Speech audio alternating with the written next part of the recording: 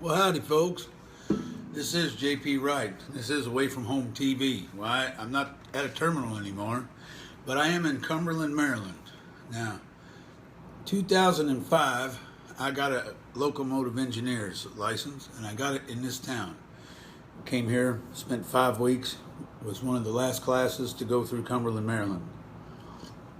I'm traveling over to the Lane Kirkland, who used to be the president of the AFL-CIO, to the AFL-CIO place up here in right outside of D.C. for a big labor conference. It's a labor music conference. So one of the things I'm doing when I'm at the conference is I'm entering into a songwriting contest, which is something I've never done before. But in my book of poetry I got called Reading the Rails that I wrote, I printed the words to this song because, folk musicians, they traditionally have gone somewhere, been a part of something, and they document whatever it is that they see. Now, everybody talks about fake news.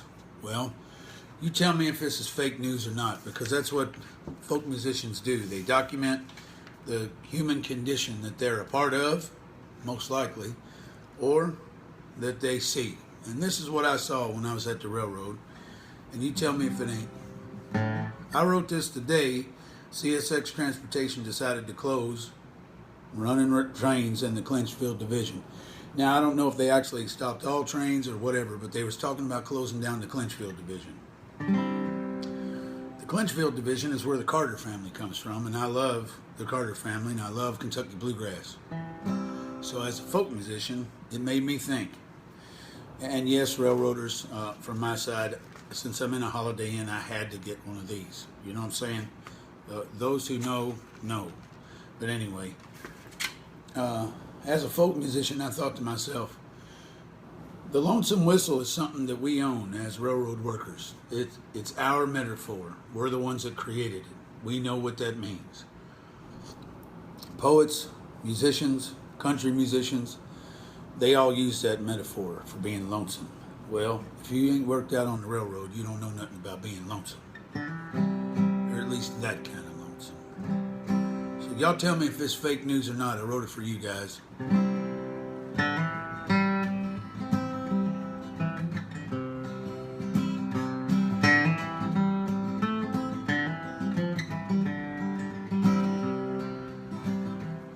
Well, I left my darling family in a little old country town.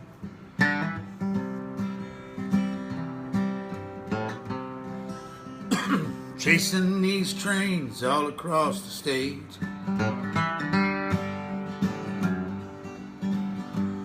When I call my little children, they ask me, "Daddy, when you coming home?"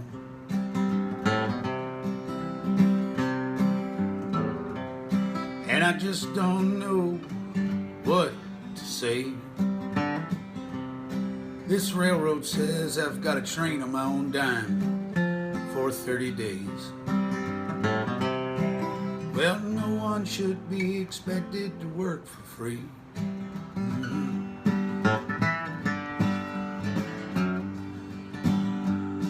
when I ask my union brothers, they say, well, it is what it is.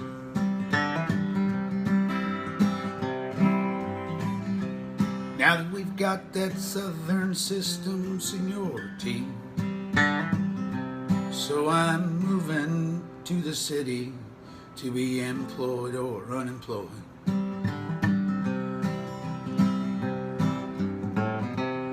And I'm working for this railroad for free.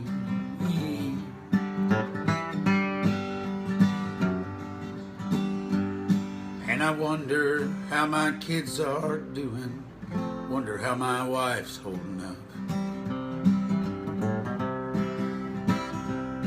And will those friends keep the lights on for me?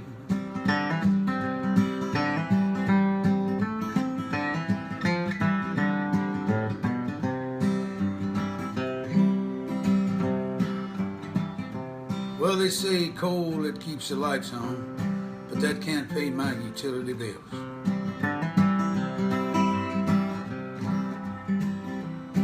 And there ain't no guarantee there'll be a spot for me to fill. Then I'll have to go somewhere else for 30 more days. But I guess this is how tomorrow moves. Well, my family's lived in eastern Kentucky for a really long time.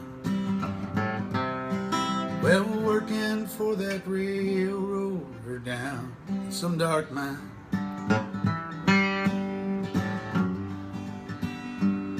And I'm proud to be a miner's son.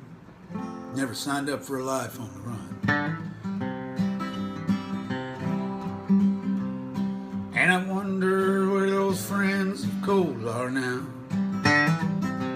So I'm moving to the city to be employed or unemployed.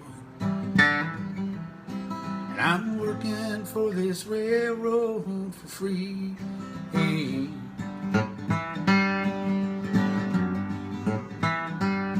And I wonder how my kids are doing.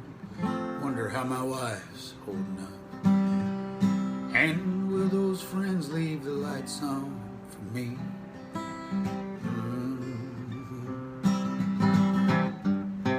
So I wrote that for you guys. Now here's the deal. Everybody that ever worked with me knows that maybe they don't agree with my politics very much. And that's fine. And anybody railroader that wants to get on this page, the RWU as an organization has been very mindful of trying not to be kicking just anybody out just because of their opinions. And that's by our bylaws that we do that. We're not a political organization, but I wrote this song for everybody out there because, you know, here's all I'd ever ask you to do. I don't care what politics you are. Y'all know what politics means? Poly means many. Ticks are blood-sucking parasites. But here's what I got to tell you. I'm in Cumberland, Maryland right now, and I just talked to the breakfast lady. And the breakfast lady was telling me about when CSX up and left this community, and they told people that day, y'all have a good one, we're leaving, shutting the shops down. I got to ask you a question. What kind of community partner is that? And this is what all else I got to say. The coal industry in this area of the country. You know, I just drove through West Virginia, some of the most beautiful country I've ever seen. I get up here, Cumberland, Maryland. Sit here and talk to the breakfast lady. She tells me CSX said, "See y'all later. You ain't got a job." And then I see all these signs that say coal keeps the lights on. You want to know what, folks? Look, here's the deal.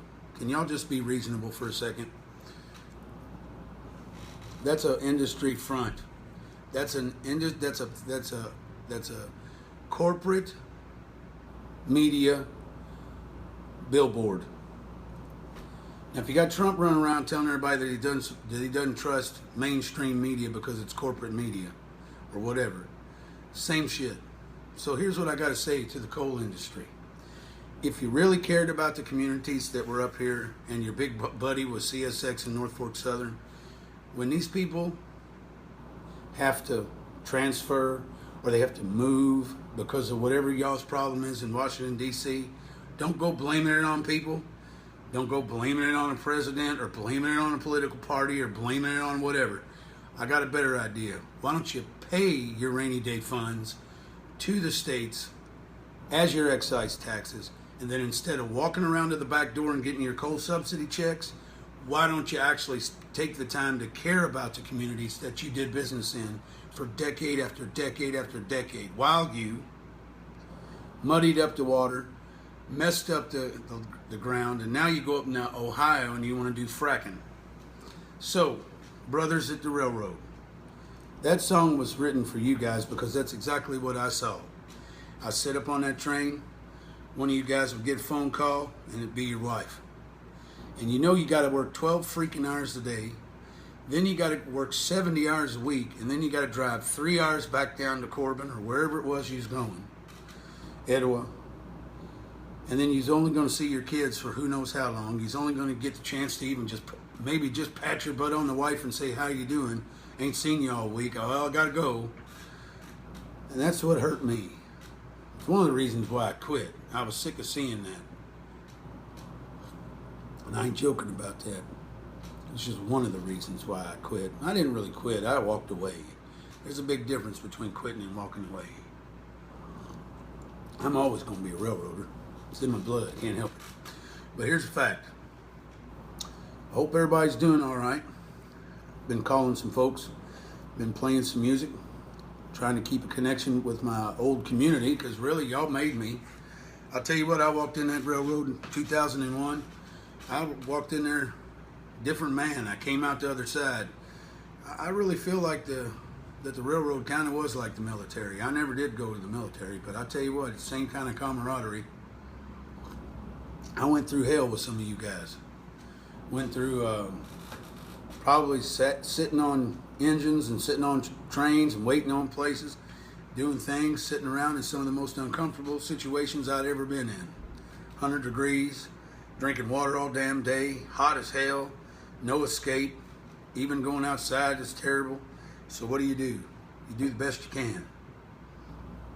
So I just wanted to sing that song for y'all. I'm heading over to this labor conference, trying to keep a good connection with you guys out there on the railroad. I'm still working with Railroad Workers United because I can be a solidarity member of that. I am a retired railroader to a degree. Got my watch. I'll tell you the story. You know, all my union work I do, it's funny. Some people may say, well, you're just a disgruntled employee, or you hate the railroad, or whatever. That was never the case. I was never a disgruntled employee. I was an employee who actually cared. That's a lot different. So I walk in, I got to sign my paperwork. And I'm going to walk up Osborne Yard. Now, keep in mind, I used to ride around in a car in Osborne Yard when I was a kid because my father's a signal maintainer. I used to watch him shove cars over that hump when I was about 12 years old, thinking, wow, this is great. And he'd take me over there to a little trailer. The L&N Credit Union was at the rail yard. So he'd drive us over there, and I was a kid, drive me down grade lane. There's an industry all around me. I was a little kid, fascinated by it all. And then I had to walk up in that tire years later, and I had to be face to face with my boss. And y'all ever been face to face on CSX? I'll tell you what, that day when I walked out of the railroad was one hell of a fucking face to face. I'll tell you that. So I went in there. There's my boss, Toby Asher. Now I'm gonna tell you something about Toby Asher. He's the kind of boss that the railroad don't like, because here's why. He actually does care about the railroad because he's got family invested in the railroad. He's got father used to run trains. He's got a family heritage connection to something. So it pulls on him. My uncle is a signal maintainer. He's a boss too. He was the boss of all of the Louisville division on CSX. My stepfather, Bobby, he was a signal maintainer. My Uncle Mark, he works down in the bowl. My Uncle David, he was a conductor. Well, I'm sitting at the table. Toby's looking at me, saying, hey man, gonna miss you. He's a good engineer. And I was too. And I, since 2005, I only got 4 knuckles, and 2 of them certainly was not my fault. One of them was, but the train was massive. Almost two miles long, trying to drag his train through the Green River. Pow! 42 cars back. You'll never forget your first knuckle. So I'm sitting there, and I'm looking across at my boss's table, and he says, "You know, JP, I'm gonna do something for you. We usually only give this watch to folks who are gonna retire." Well, I've been there 16 years. My father, he worked there my whole life. He's a signal maintainer. I used to wait for him to come home, out 8 days, in for 6, exhausted on the first day home, and then having to leave on the last day home. So he was really only home 4 days. So the railroad had my dad for a long period of time. he went into the closet and he gave me his watch. And, you know, I don't hate the railroad. I'm proud that I went to a place and I worked there. And that's why that's why I always did the union work that I did, because I cared and because I wanted to see the place get better. Not only for the customers, like they always preached, but I wanted to see it get better for the people that did the work. Simply that. Because when I walked in there, I was a little bit romantic about it. You know, I'm a freaking musician. What do you expect? Every damn country music song has got some sort of railroad metaphor. We own that metaphor. It's ours. So I'll tell you another funny story. I'm big into bluegrass music. So I go to Cincinnati to go get my conductor training. And I go to school up there. You know, I lived around the railroad my whole life, but I got a job CSX. I was a musician working in the community before that. So I get a job CSX. I got to go up there to Cincinnati and go to school. I go to school 5 weeks, crazy. Half of the crap I never even understood because I've never seen it before, and I'm not that kind of a guy. I'm a hands-on dude. You stick me out there in it, give me a little bit of a chance, I'll pick up on it, no problem. Railroad is a place for people with common sense, that's for dang sure. But anyway, I'm up there, and I'm going to school, and then I go home. And I was going to these bluegrass jams all the time. And matter of fact, I helped organize the bluegrass jam. It was in Louisville. Drunk Mountain Boys used to come up there. They were awesome. Me and a guy named Mike Baccayu used to do Stanley Brothers covers, and I'd sing Ralph's part. He'd sing Carter's part, and we would have this wonderful thing up on Barchtown Road in Louisville, Kentucky. Big bluegrass jam. People come from all over the place. We had a blast. But anyway, I've been 5 weeks at railroad school, and I finally get a chance to go up and see my buddies, who I'm now getting ready to lose, because I'm getting ready to have a job at the railroad. And what do I hear? First song. I ain't seen him 5 weeks. I've been at school. Nothing but railroad. Well, I asked my captain for the time of the day. He said he'd throw his watch away. Well, a long steel rail and a short cross tie. I'm on my way back home. In the pines, where the sun never shines, and we shiver where the cold winds blow.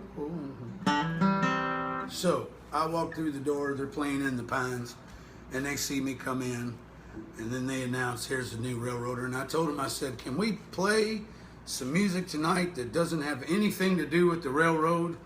Because I'm sick of the railroad. I've been up there for 5 weeks, and that's all I've been talking about for 5 weeks. Can we just please? Well, I hate to tell you, there's not much bluegrass music that doesn't have some sort of railroad mention in it. So, boys, I'm heading up to do what it is that I love to do, which is play music, tell stories. That's what I'm going to do. I'm jumping out there.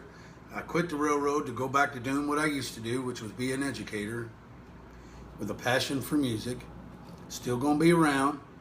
I have a story to tell about the railroad, so I'm going to read some of this to you. This is the poetry book that I wrote. Finally published a book, and on the back is a picture of me walking down the railroad tracks right out in front of Bill Monroe's house, out there in Rosine, Kentucky. I'm walking down the railroad up towards what is known as Jerusalem Ridge. And on the front is a picture as if I was standing at the station in Rosine, Kentucky. The tracks there. It's called Reading the Rails. Now, I want to read one to you.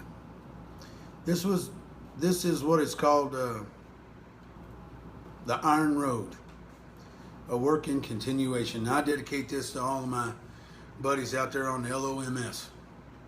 on the Louisville to Main Line. We are the L&N. We are the L&N. L and N. Louisville to Nashville. And that's where I worked. The Iron Road. A work in continuation.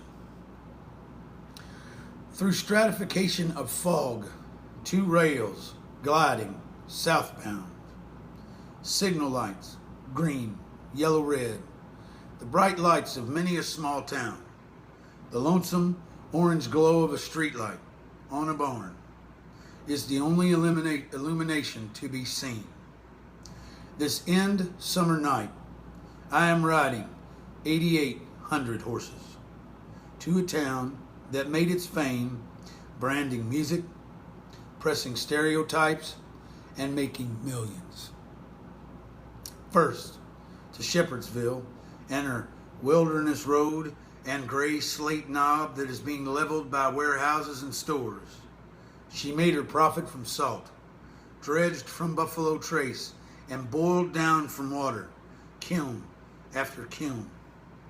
Bargetown Junction, we switched to double track. Jim Beam and his army of drunkards waves a salute, makes proclamation, only in name, their product bonded in limestone and oak. Then to Lebanon Junction, a lost connection. Round to milepost 34, Colesburg greets us with her hidden graveyard, and the drone of passing cars fades away as we sneak around up to Elizabethtown. A hard pull. Glendale and her whistle stop. We give thumbs up and fly by the craft stores that sell yesteryear. The Amish farms and piles of sawdust. The faithful children shine a flashlight, beaconing their existence in the window, signaling a connection. Their clothes hang from the lines as flags wave on surrounding homes. Every night I make this journey through decimated time. A trail of tears, desecrated with an undaunted courage, we ride, my conductor and I, straight down the middle of this sacred hunting ground, a Kentucky nightmare, screaming, steel on steel. 2 trains meet, headlight to headlight, weary and lonesome these trains. It's highball through Sonora. I've heard her called Buck Snort. Tonight, the only rebel yell is this pencil dripping with desire, resolve, and intention. Her firehouse has fallen in, and Interstate 65 has passed her by, singing a far-off moan of progress as this town fades away like the orphanage and schoolhouse abandoned just beyond her town limits. The 6 axles hammer the south switch as our train loaded with 9,000 tons rounds a curve to Upton. Poverty clinches the tracks as worn Confederate flags wave in the dark night. This trip started at milepost 6. The L of this N is located at Broadway, north to Louisville, milepost 0. The whistle blows by a hand that feels the shadow of automation looming. The ineptitude of industry has the lead rope tied to a history not of human preservation. Bonneville ahead, and she pined for our return like a mother for her son gone to battle. Steam engines used to drink from her well. This train runs itself through communities unknowing of this labor. Bacon Creek, Horse Cave, Caverna, this wonder, my worry. The computer flashes message for me to trade places at the High Green River Bridge. A broken sign marks the spot where once a worker was released into thin air, his ashes spread by his brothers.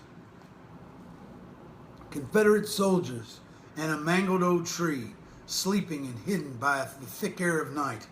They rest in isolation. We announce over the radio waves our arrivals into Rowlett's, a mammoth failure of policy that transported us to an unknown fact. The radio crackles the voice of a brother I shall meet. This lament, this working man's blues, these cross ties tell tales that many a man has forgotten. The freight lies waiting for release as fertilizers, poisons, plastics, oil, and corn, grain to ship overseas. The boys dream of coal, and nobody knows if that friend is going to return. The rails lead the way to a bright new day. The night is exhausted from dreaming. Pauline's town, Bowling Green, begged for the sound of these wheels pounding round and round, but now gets nothing from her wager but a rusty old bridge and a filthy road bed and a history that is long and nasty. The air reeks of metaphor, knocking on Nashville's door as diesel burns from combustion. The red dirt and the fields of dreams flow into streams as we sidetrack in a lost location. Salmons is on the map and trapped by miles and miles of fatigued topsoil. Trucks race up and down the distant highway. Soon we will cross the state line where this commonwealth ends, marked only by the flags flown on houses. Mitchellville and bingo halls lead us to a split tunnel, blown up by a man and his rebellion. Buck Lodge and stars, and on the road there are no cars. This moment eventually leads us to the Cumberland River. Gallatin Town, Tennessee hears the sound that makes her product oh so authentic. When half the clock is split, we will dismount our horses and quit. The hotel is only a van ride away. Our night will be day, we sleep it all the way, and like this I have hardened with hair gray. I'm sick of this broken rhyme, like a plantation field worker crying for the Savior to hear a last prayer. This negativity shall cease, giving in to my coded release. So that's a trip on the main line sub. CSX Q573, engine 8888, clear through Rollets, out. So hey boys, y'all have a good one. I'm going to go enjoy my labor conference. And I'm going to tell you what, folks, I miss you guys. I really do. And I'm always going to be a part of that goddamn railroad. Y'all have a good one.